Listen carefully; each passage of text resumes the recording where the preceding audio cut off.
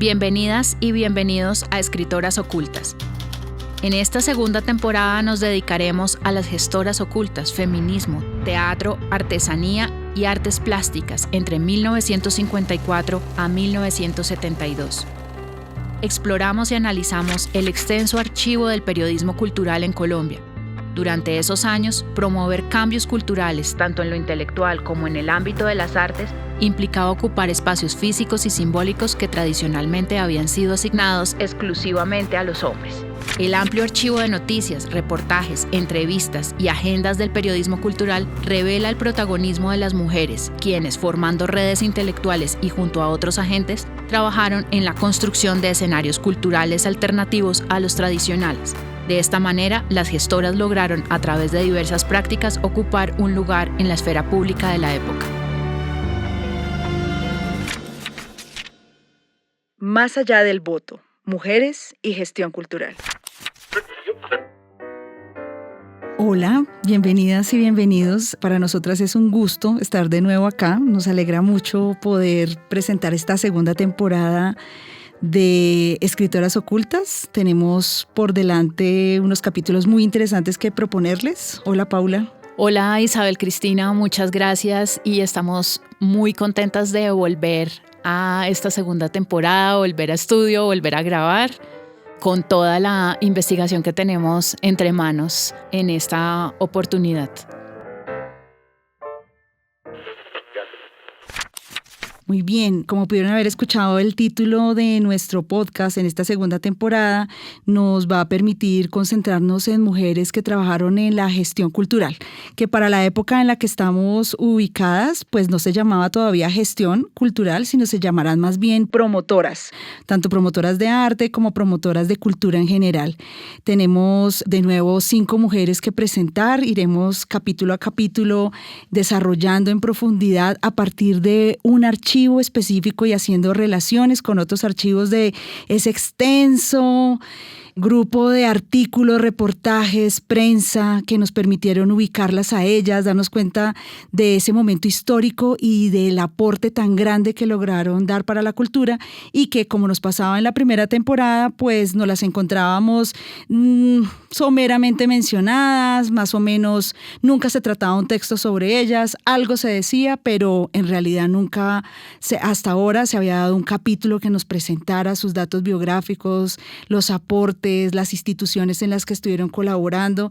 Entonces, pues sí, de nuevo muy felices de estar acá y de presentarles a estas gestoras ocultas. Se ha hablado mucho en este país de la necesidad de preparar a la mujer para el ejercicio de los nuevos derechos y observo que todas las damas que dirigen movimientos, hablan y escriben, se fatigan buscando y tratando de poner en práctica las diversas formas de cumplir esa tarea sin la cual, dicen, no podremos actuar en la vida ciudadana. Yo quiero preguntar esta tarde qué clase de preparación es la que se exige a la mujer y en qué consiste. Porque entiendo que nunca han existido, que yo sepa, cursos especiales de preparación política para los hombres, quienes vienen ejerciendo el derecho del sufragio desde los más remotos tiempos de nuestra vida republicana. Escuchamos la voz de Ofelia Uribe de Acosta, grabación de 1954 del archivo de Señal Memoria. Esto es un capítulo que nos interesa mucho porque de acuerdo a nuestra primera temporada, y a propósito, si todavía nos han escuchado nuestra primera temporada, los invitamos a que la escuchen. Nosotras comenzábamos, quiero hacer ahí como un poquitico de historia, nosotras nos encontramos en el primer capítulo de nuestra temporada anterior, nos encontrábamos con unas herencias del siglo XIX que pervivían aún cuando ya estuviéramos más allá de la década del 20, de 1920 en adelante, hasta aún en la década del 70. Contrario a lo que podríamos creer, de nuevo estamos identificando esos valores del siglo XIX que de nuevo están ahí, que aparecen. A nosotros nos interesa pensar de nuevo desde el periodismo cultural qué cambios hay en la década del 50, qué implicaciones tiene como esa esfera pública en el papel de las mujeres, cómo se relacionan las mujeres con la esfera pública a partir, por ejemplo, de la escritura. Existen muchas investigaciones, nosotras siempre que nos encontramos con ese contenido pasamos de largo porque existe la suficiente literatura sobre las revistas femeninas que se dedicaron a darle voz precisamente a este grupo, a muchos de estas, dirigidos por estas mujeres que lideraron este proyecto sufragista. En específico nos interesaría entonces en este caso hablar, y yo quisiera poner el ejemplo, como mencionar el trabajo de Ofelia Uribe de Acosta. El nombre real de Ofelia Zinel Acosta es Ofelia Uribe Durán. Y el papel que ella tiene, quisiera tomar y proponer el ejemplo del periódico Verdad. Ofelia Uribe ha venido a desarrollar la revista Agitación Femenina. Y encontrarnos a una Ofelia Uribe entre Agitación Femenina y el periódico Verdad nos permite ver cambios. En Verdad, en ese periódico la voz beligerante se va a acentuar mucho más. Nosotros solemos creer que esta mujer, por ejemplo, y que a través de estas mujeres que están escribiendo, que están marcando un pensamiento público de tipo político, que coincidían con el gobierno de Gustavo Rojas Pinilla. A propósito que nos vamos a quedar en esa etapa de Gustavo Rojas Pinilla, tanto desde el principio, desde 1954 hasta 1957, y sin embargo nosotras seguimos hasta el 71, precisamente porque identificamos que muchos de los cambios que se dieron en políticas culturales en ese momento de Gustavo Rojas Pinilla tendrán consecuencias hasta ya bien entrado el Frente Nacional. Queremos establecer como esa comparación. Volviendo a este periódico Verdad, a mí me llamaba mucho la atención el hecho de que de ninguna manera hay una actitud complaciente con el gobierno de Gustavo Rojas Pinilla. Sí nos está dando cuenta de qué se trata la cultura para ese momento, ¿no? No solamente fue la primera persona que en Colombia se atrevió a defender los derechos de las mujeres, lo que la distinguió como la primera feminista de Colombia, sino que además Ofelia Uribe de Acosta fue fundadora de varios periódicos dedicados a la defensa de los derechos ciudadanos de todas las colombianas. Los hombres de su tiempo se mofaban de ella cuando salió a la defensa para que las mujeres administraran sus bienes o los de su familia, pues les estaba prohibidos. Y estamos hablando de las primeras décadas de este siglo. ¿Cómo se les ocurre a las mujeres meterse en la política, pedir derechos, manejar sus bienes? Están locas, dijeron que yo era una loca, que estaba hablando de cosas absurdas, cuando no decían también que eso era contrario a la moral y a las sanas costumbres, porque eso desbarataba el hogar. Y gracias a ella, su labor en el Parlamento, en contra de la voluntad de liberales, conservadores e incluso izquierdistas, Ofelia Uribe creó el ambiente para que las mujeres lograran su derecho al voto. Se decía que el cerebro de la mujer era más pequeño que el del hombre y que era inferior, y había medición de cerebro y de todo eso. Las mujeres que hablábamos sobre derechos políticos, perdían el perfume de la feminidad. El perfume de la feminidad era un perfume quintaesenciado que residía en la cabeza de la mujer. Y al menor contacto con las disciplinas de la inteligencia se evaporaba el perfume y quedaban convertidas en marimachos horrendos. Escuchamos la voz de Ofelia Uribe de Acosta. Mujeres que nos inspiran. Ofelia Uribe. Archivo Universidad Libre. Además del derecho del voto, Isabel, nos interesa mucho y particularmente situar a las mujeres que empiezan a ocupar cargos de responsabilidad pública y de poder público, donde tienen que gestionar recursos económicos, recursos humanos y abrirse un campo dentro de esa gestión de la política pública, con especial interés, por supuesto, por el carácter del podcast y de esta segunda temporada, en las mujeres que ocupan cargos en el sector cultural, especialmente. Sector cultural que está muy de la mano con el sector educativo. Hay que recordar que casi todas las instituciones culturales hacen parte del Ministerio de Educación para este momento. Todavía el campo cultural no se ha independizado, no hay un Ministerio de Cultura. Recordemos que el Ministerio de Cultura es relativamente reciente, ni las instituciones están funcionando de una forma administrativamente autónoma, sino que hacen parte del Ministerio de Educación, por lo cual vamos a estar de alguna manera haciendo ecos a lo que ocurre políticamente también con las políticas de educación.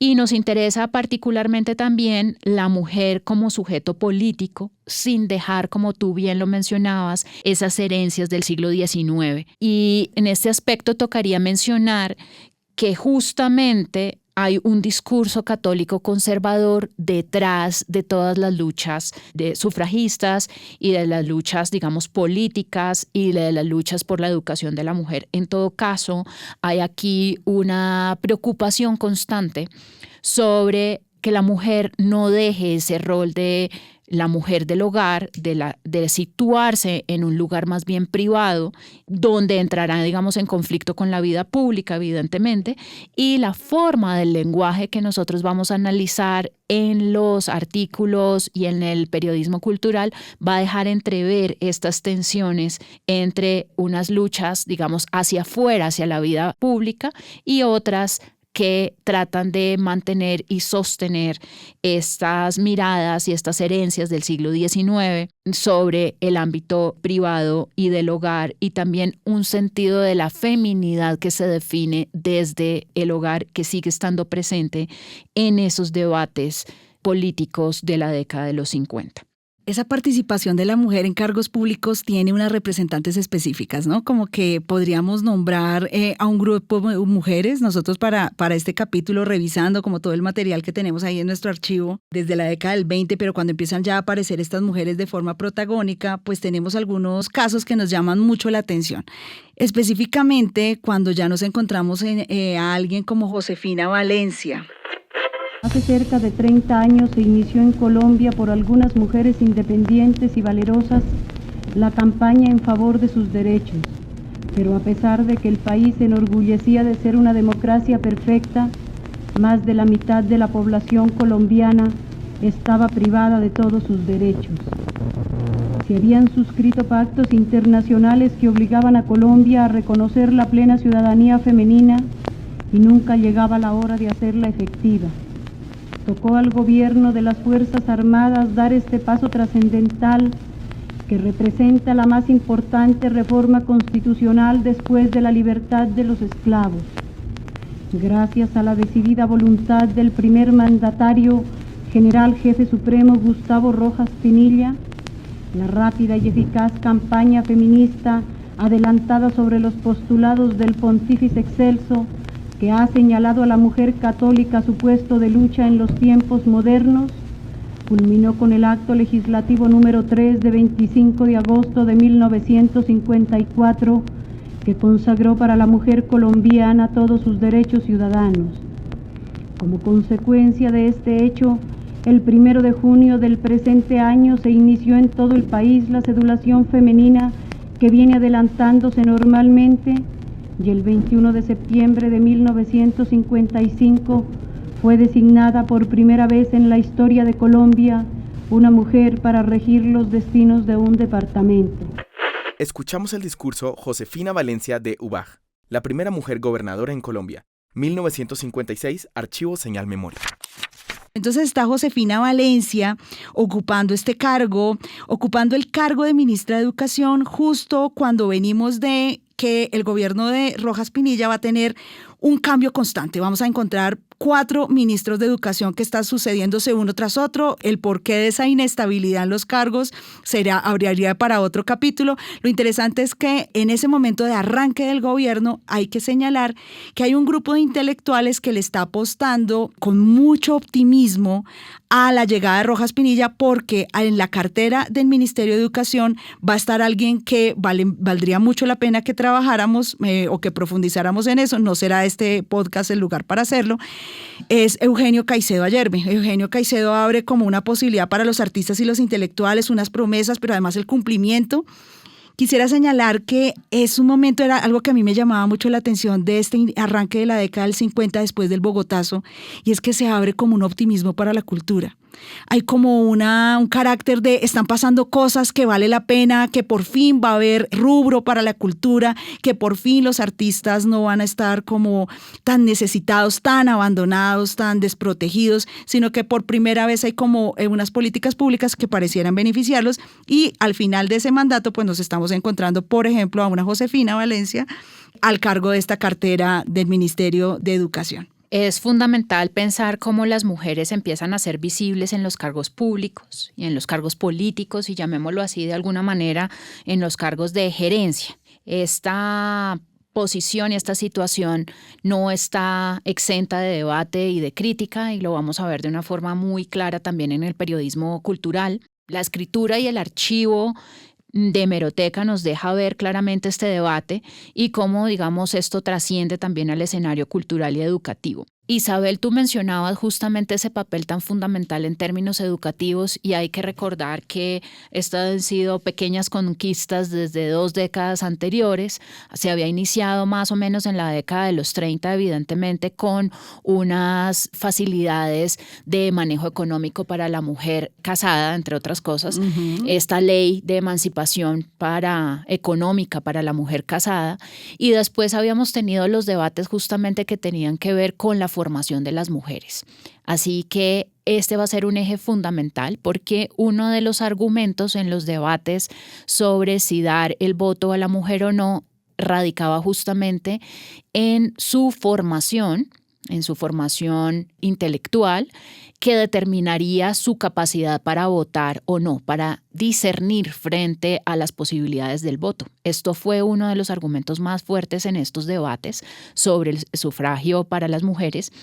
Y por tanto, el papel que cumplen las políticas educativas, como tú bien lo mencionabas, el papel de Josefina Valencia en el SENA y en la formación de las mujeres de orden técnico, y también la apertura de las universidades y las leyes que permiten la profesionalización de las mujeres. Un asunto que ya habíamos tocado trascendentalmente en los capítulos de la primera temporada, especialmente con lo que tenía que ver con la formación de las mujeres en el periodismo, porque va a determinar evidentemente también la voz pública de la mujer.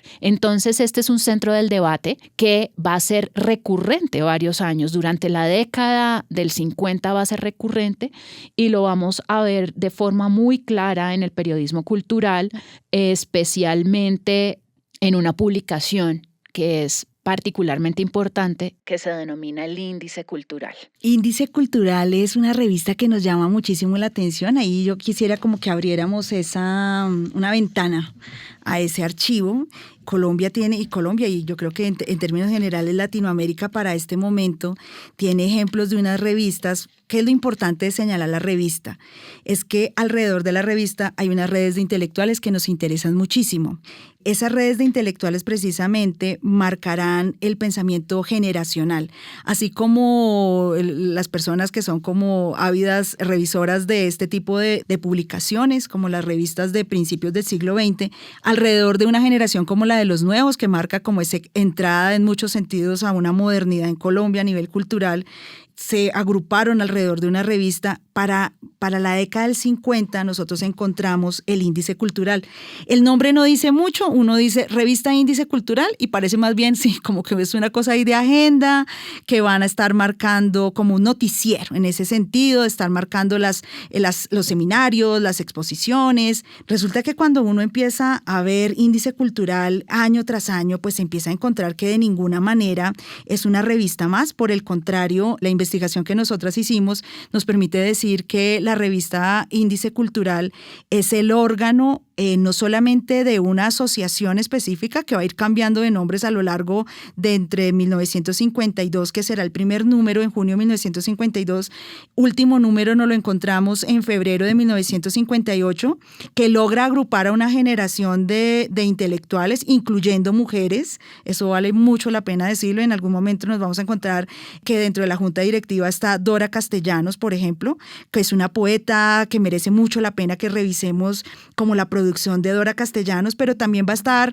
bien importante y de manera protagónica continua la artista Judith Márquez. Judith Márquez, que luego nos la vamos a encontrar siendo la directora de la revista Plástica, una revista especializada en arte que se inaugura en 1956, una revista que para la historia del arte es una fuente clave porque nos va a dar cuenta, por ejemplo, en términos de teorías, que se le estaba permitiendo al lector conocer a partir de traducciones, pero a la que también se van a estar haciendo continuas referencias a exposiciones. También permitía que los artistas tuvieran como este lugar de difusión de su pensamiento y obviamente pues de sus obras a través de las exposiciones en las que están participando. Hay algo como señalar algunas características de Índice Cultural, llamarnos la atención que la primera carátula de la revista, es una revista que siempre tenía una foto, la foto de un protagonista.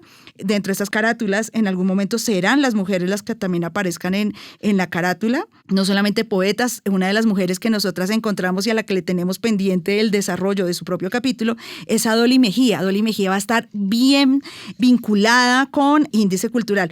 En la primera carátula de Índice Cultural de 1952, repito, nos vamos a encontrar a León de Greiff. Y hay algo que me llama la atención para señalar precisamente, para volver la idea de estas generaciones que se agrupan alrededor de unas publicaciones. La publicación funciona como le da como esta institucionalidad precisamente a este grupo de intelectuales, a esta red de intelectuales que están girando en torno a unas ideas en común y tienen un proyecto de cultura coherente. Hay alguien que es Abelardo Forero Benavides, que me imagino que es conocido por todos, que le está diciendo en ese primer número, entre los primeros números de Índice Cultural, que se está haciendo la pregunta a través de un texto sobre la sumisión de las nuevas generaciones y está llamando a esas nuevas generaciones pues a proponer, a levantarse, y sobre todo lo que quiero señalar es que los está invitando a agruparse. Mencionar algunos nombres importantes que están en la Junta y que van a estar todo el tiempo, tanto como socios honorarios, pero también como el Consejo de Dirección, que nos los vamos a encontrar ahí. Está Clemente Airón, está Fernando Charri Lara, está Casimiro Eiger, nos vamos a encontrar precisamente a Abelardo Forero Benavides, nos vamos a encontrar a Álvaro Mutis, a Luis Vidales. Luego va a aparecer Antonio García, que me llama mucho la atención al profesor Antonio García, porque para la misma época nos lo vamos a encontrar liderando unas agendas bien interesantes con lo que tiene que ver con pueblos indígenas, específicamente muy cercano a lo que está pasando en el Cauca. Leo Matiz va a ser quien le haga la fotografía a Índice Cultural, Marcos Pina también está ahí, Ignacio Gómez Jaramillo. De artistas llama mucho la atención que en algún momento incluso está Alejandro Obregón, también muy presente. Eduardo Salamea Borda. Lo que quiero señalar nombrando algunos de estos intelectuales, aparte de Dora Castellanos, de Dolly Mejía, de Judith Márquez, que van a estar también ahí de forma muy presente, es señalar que pues son en la primera plana de la cultura de Colombia de esos momentos, o sea, eso es innegable de todas las maneras posibles. No es cualquier revista, es precisamente la que los agrupa, pero terminar como con esta nota de pie de página extendida sobre lo que significó esta revista en ese momento tan extraño de la cultura en Colombia. Recordemos que estamos en ese momento tras la muerte de Gaitán, toda la inestabilidad que hay en términos institucionales en Colombia, además en términos de orden público, es un momento bien complicado y estamos antes del Frente Nacional.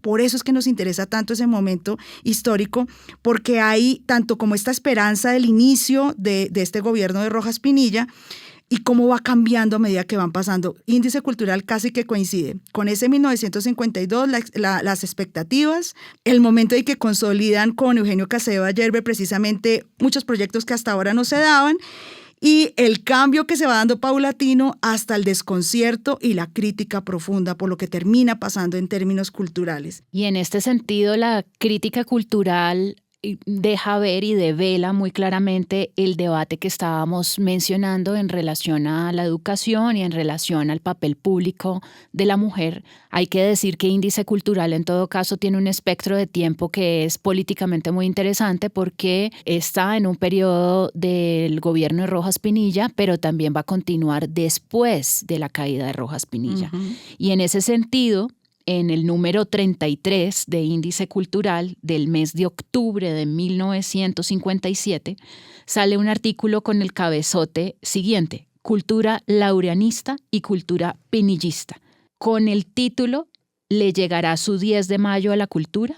Este 10 de mayo, que hace referencia al título, se refiere a la caída del gobierno del general Rojas Pinilla, que había sido 5 meses antes de la publicación de este número, es decir, el 10 de mayo de 1957. De plano, Índice Cultural nos presenta unas posturas situadas en un contexto político de forma muy clara y muy directa, y aparte de todo, llevando el debate político directamente al ámbito de la crítica cultural. Este texto está dividido en 3 apartados. El primero de ellos se titula Un trío de ineptos.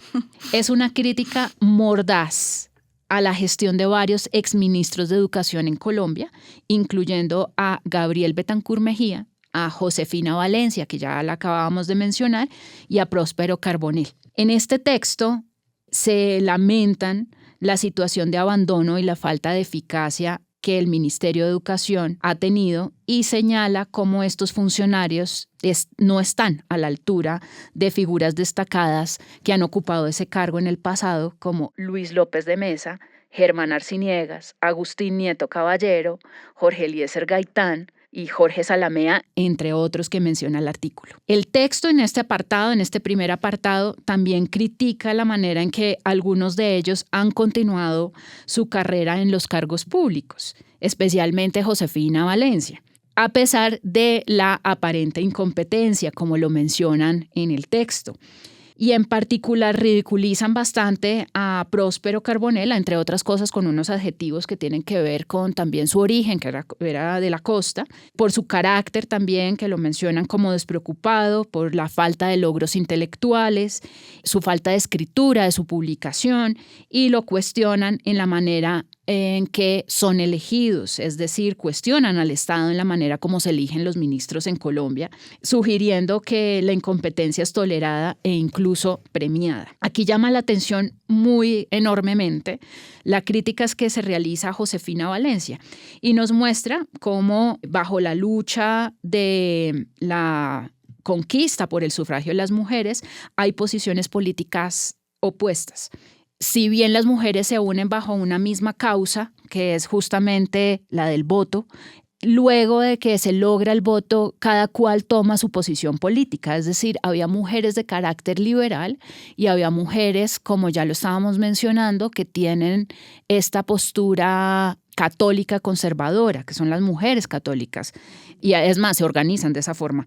Y esto pues genera unas tensiones muy, muy fuertes. Después de la lucha al voto hay una amplia discusión entre las mujeres para conformar un partido feminista, un partido político feminista, que nunca se llega a concretar. Y entre todos los factores que ayudan a que esto no se logre, en consolidar en ese momento está justamente el hecho de que cada cual es, digamos, fiel al partido político que la ha apoyado, bien sea liberal o bien sea conservador. Entonces, esto es una de las razones por las cuales es muy complicado que se consolide esta tercera fuerza, ¿no?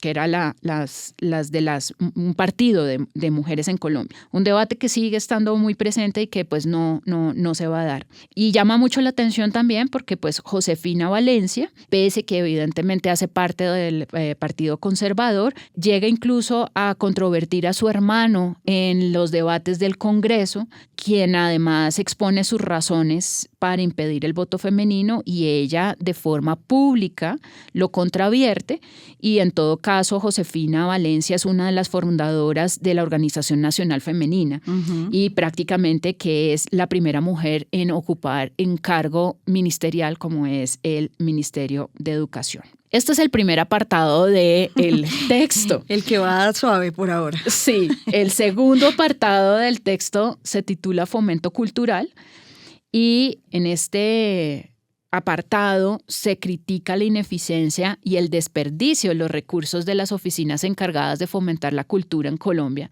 especialmente de la División de Extensión Cultural del Ministerio de Educación y la oficina homónima de Bogotá.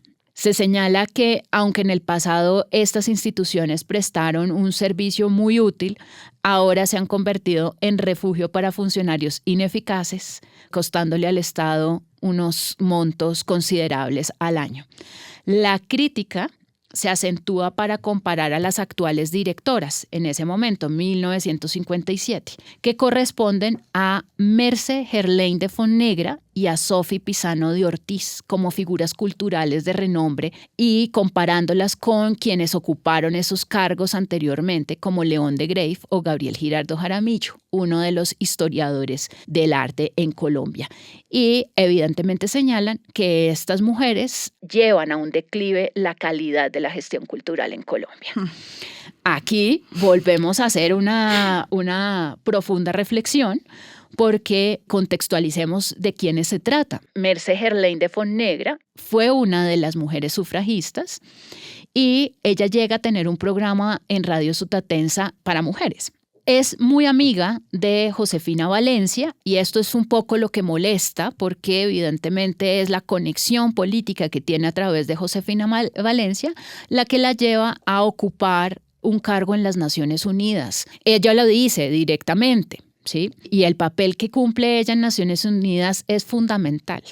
¿Y por qué digo que es fundamental? Porque ocupando este cargo, en 1956 se firma, o ella es la que firma por Colombia, la Convención de la Nacionalidad de la Mujer Casada. ¿Esto qué significa? Que cuando una mujer se casaba con un extranjero, perdía la nacionalidad y adquiría la nacionalidad de su marido. Hasta acá para muchas no hay mayor problema, Sí. a excepción de que cuando muriera el marido, la mujer quedaba apátrida, quedaba sin nacionalidad. Entonces, la firma de esta convención va a ser fundamental y ella misma lo dice, abro comillas a las palabras de Merce Gerlain de Fonnegra, diciendo: siempre defendí a la mujer porque creía y creo ciegamente en su poder, empuje y decisión. Después de ocupar el cargo en Naciones Unidas, ella regresa a Colombia, tiene 9 hijos, y se dedica no solamente a sus hijos, y ella también lo dirá, sino también a ocupar diferentes cargos, entre ellos justamente el que está haciendo referencia al artículo, que es ser directora de Extensión Cultural.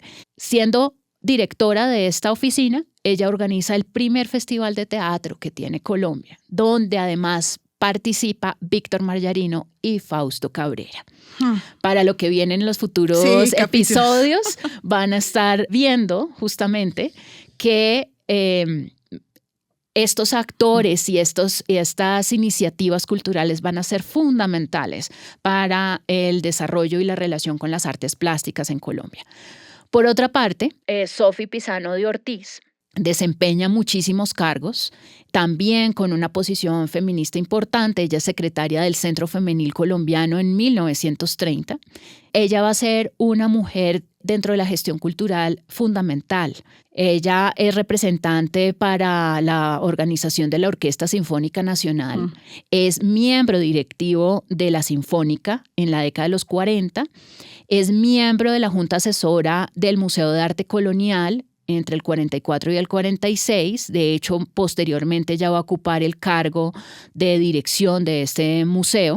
Es delegada por parte de la Universidad Nacional en una misión cultural hacia Ecuador y va a ser delegada por diferentes instancias para representar a Colombia en aspectos culturales, en diplomacia cultural, podríamos decirlo en términos contemporáneos, donde ella visita además varios museos y exposiciones en Francia, en España, en Italia, en Londres, en la década de los 40. De hecho, una de las cosas que nosotros hallamos es que Sofi Pisano de Ortiz es de las primeras mujeres de hablar sobre la conservación del arte y la restauración del arte en Colombia. De hecho, hay un articulito que no sale en Índice Cultural, pero que menciona la labor de Sofi Pisano de Ortiz al consultar las condiciones de conservación preventiva para el Museo Colonial en la década de los 40. Ella también va a ser nombrada por parte de la Curia para representar a Colombia en el Congreso Mundial de Mujeres Católicas, que se celebra en Roma en el 47. Esto es un poco lo que tensiona las posturas con Índice Cultural. Empieza uno a sentir que hay este traslado evidentemente de las tensiones bipartidistas o políticas a un campo cultural dentro de la crítica, ¿no? Sofi es delegada también por la Universidad Nacional al Congreso Internacional de Historia Americana y bueno, va a participar enormemente en una cantidad de congresos de historia porque ella escribe sobre historia del arte colonial, historia de la arquitectura colonial, historia de la arquitectura en Colombia, bueno, entre otros muchos temas pues más relacionados con la historia en Colombia. También es miembro de la Junta del Teatro Colón de Bogotá en la década de los 50 y es la representante por parte de Colombia al Congreso Internacional de Museos de Londres. Entonces, bueno, a su llegada, además, después de todos estos periplos de delegaciones, ella va a conformar la comisión y es socia honoraria de la Sociedad de Mejoras de Ornatos de Bogotá, que cumple un papel fundamental en la gestión cultural y en la conservación, en la divulgación de la actividad cultural de Colombia. También es miembro correspondiente de la Academia de Historia de Cartagena y de la Asociación de Escritores y Artistas de Colombia, que ya se habrán dado cuenta que tienen mucha participación en esta época. Finalmente, pues Sofi Pisano de Ortiz, va a ocupar este cargo por la cual critica Índice Cultural, que es la Dirección de Extensión Cultural del Distrito Especial de Bogotá para aquel instante, que ocupa desde el año 55 hasta el año 58, cuando muere. Entonces, no se trata de cualquier mujer realmente a quienes ellos están criticando en esta revista. Por último, el tercer apartado de este artículo lo titulan El matriarcado cultural, que de hecho esto fue una de las cosas que más nos llamó a nosotros la atención cuando estábamos haciendo investigación en Hemeroteca.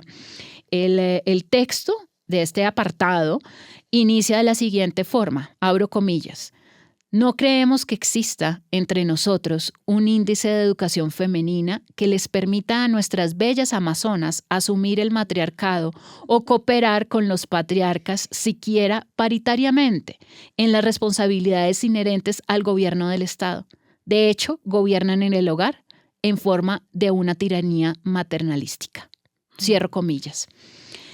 El texto continúa criticando la participación de las mujeres en el gobierno durante la dictadura de Rojas Pinilla y argumentando que muchas de las mujeres que asumieron cargos gubernamentales fueron seleccionadas no por sus méritos o por su educación, sino por la lealtad incondicional al régimen de Rojas Pinilla.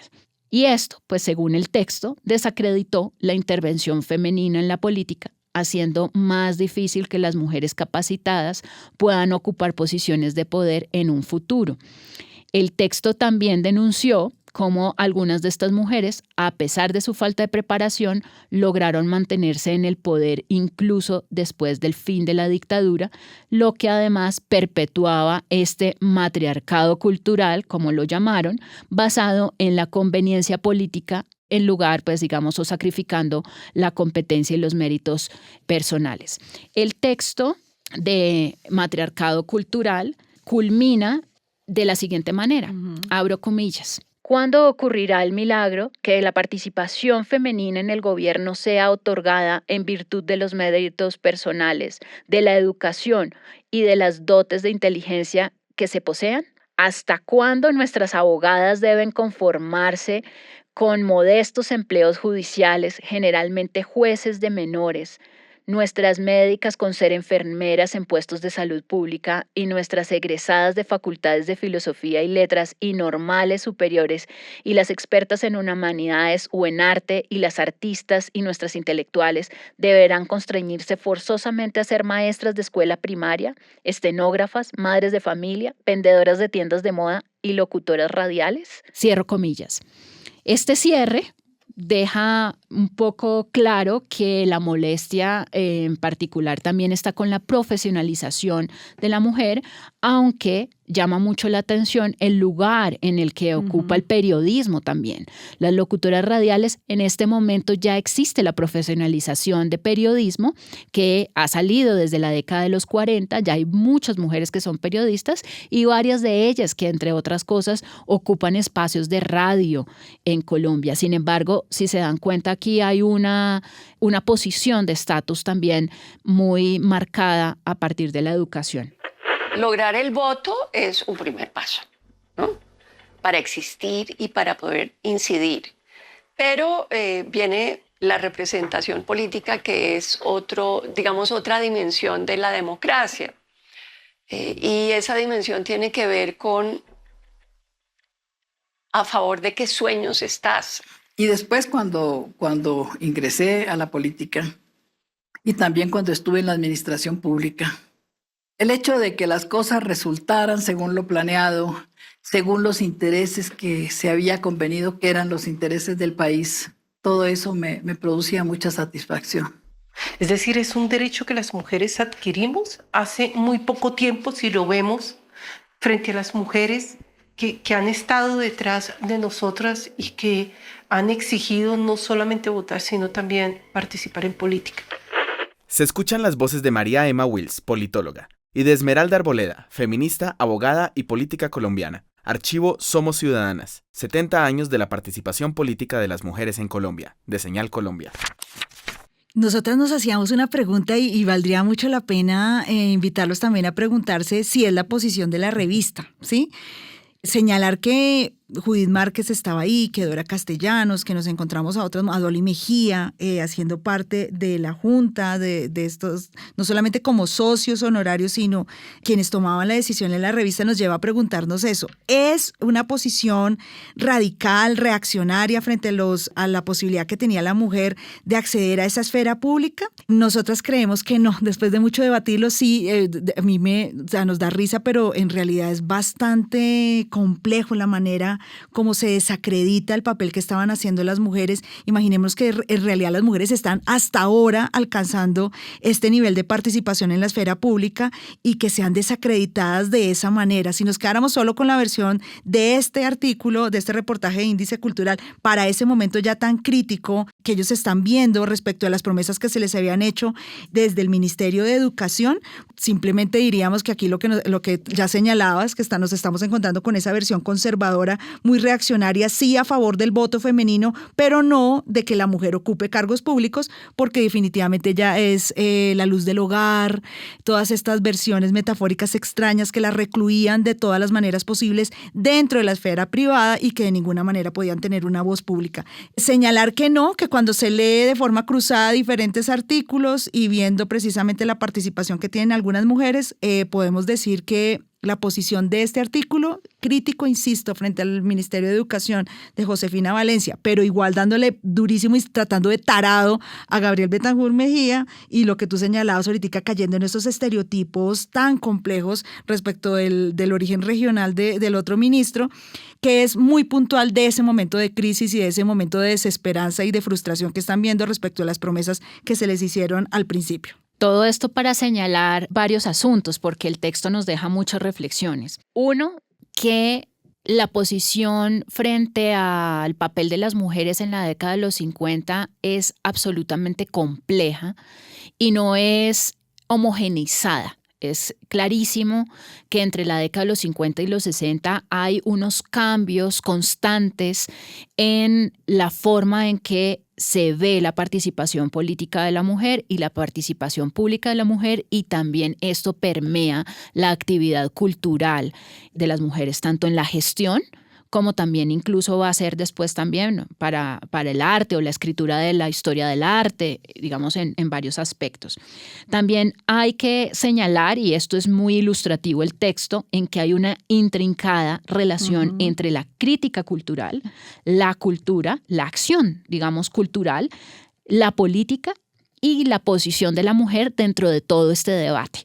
Es decir, que esto es muy difícil escindirlo, dividirlo, pensarlo separado. Tal vez una de las cosas más complejas de hacer es poderlo mirar desde diferentes sectores, porque en la actividad académica pues se suele mirar el problema mucho desde un ángulo en concreto, pero cuando uno lo ve, digamos, de una manera un poco más holística, uno se da cuenta cómo está absolutamente intrincado, y en este sentido el texto es bastante iluminador y diciente sobre esta situación.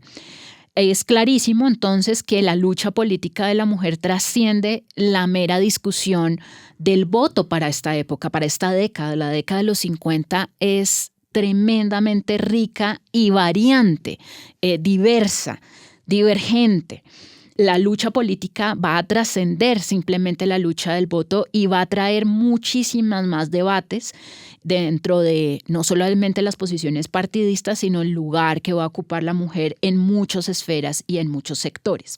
El texto, por ejemplo, hace constantes relaciones con las valquirias. Las valquirias, que son esta figura de las obras de Wagner, que son mujeres guerreras, prácticamente absolutamente poderosas y independientes, dominantes y demás, va a ser la figura y el adjetivo con las cuales se van a cargar a las mujeres de alguna manera para decir que aquella que tiene, digamos, este grado de dominio del poder, pues de alguna manera está perdiendo cierta feminidad. El texto vuelve a utilizar la idea de las valquirias, y recordémonos, para los que no han escuchado la primera temporada, allí también habíamos hecho una mención casi 10 años después de este texto, en la década de los 60, con una entrevista que justamente Gloria Valencia Diago Santiago le hace a varias mujeres que están en la gestión cultural y que curiosamente también lo denomina el matriarcado.